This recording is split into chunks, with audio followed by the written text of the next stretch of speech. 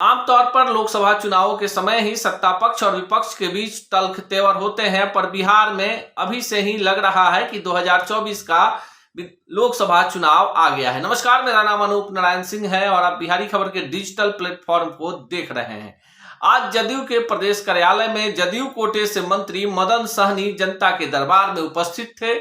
उन्होंने वहां पत्रकारों से बातचीत करते हुए बताया कि जो 19 विपक्षी दल हैं, उन्होंने मिलकर नए संसद भवन के उद्घाटन का बहिष्कार किया। इसमें राजद भी शामिल है, जिसके एक भी सांसद नहीं है, लेकिन राजद ने भी विरोध किया है। बिहार में महागठबंधन की सरकार है, जिसमें जदयू, राजद, कांग्रेस और वाम दल शामिल है। साथ ही साथ जीतन राम मांझी की हम सेकुलर भी इस महागठबंधन में शामिल है।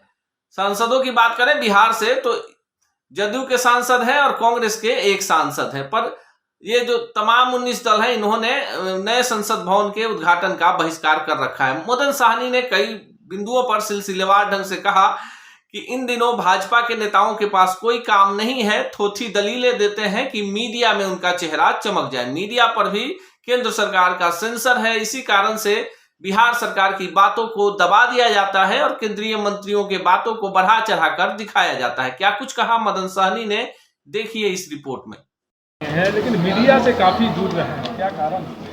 आवश्यकता पड़ने पर मीडिया के सामने प्रस्तुत होते ही हैं, और जब माननीय मुख्यमंत्री जी से मिले हैं तो ये तो आपको मालूम है, और मीडिया में तो चला ही है, तो दूरी किस बात का है? नहीं, कोई फोटो और विजुअल जो है वो सामने। मुख्यमंत्री जी से वो गए हैं शिष्टाचार मुलाकात करने, तो इसमें मीडिया के सामने में आने का कोई बहुत आवश्यकता भी नहीं है, और आवश्यकता पड़ने पर वो आते ही हैं, तो इसमें दूरी बनाने की कोई बात नहीं है। क्या कोई समीकरण बनाने की जो बात कर रहे हैं? कोई समीकरण बन चुका है, और समीकरण बहुत मजबूत है।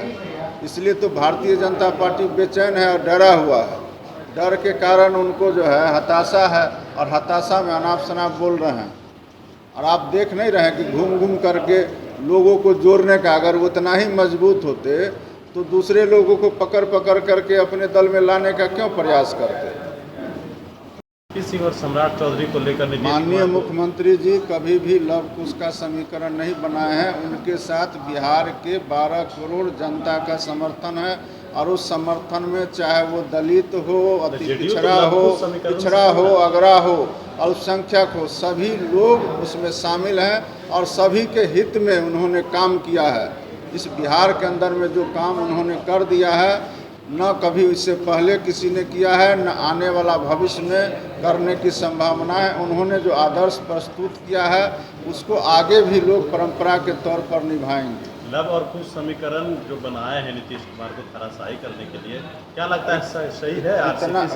चौधरी की जोड़ी इतना आपको आसानी से पूछ रहे हैं, काम करके भी दिखाना चाहिए ना। सिर्फ जोड़ी बना लेने से वो सफल हो जाएगा, इतना आसान नहीं है। यहाँ पहले से ही सब लोग जुड़े हुए हैं, आवश्यकता नहीं है।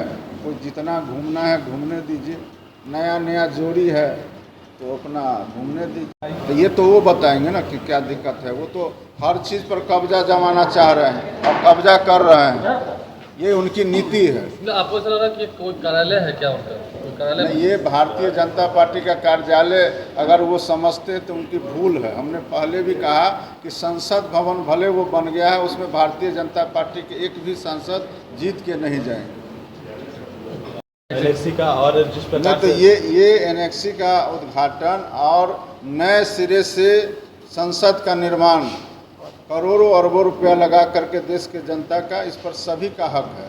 और उसमें जो हमने पहले ही कहा कि महामहिम राष्ट्रपति जी को जब उन लोगों ने नहीं सम्मान दिया, स्थान दिया, तो हम लोग इसका, और सबसे बड़ी बात है कि जब माननीय प्रधानमंत्री जी और भारतीय जनता पार्टी का संविधान में आस्था नहीं है, तो हम लोग इसका बहिष्कार करते हैं।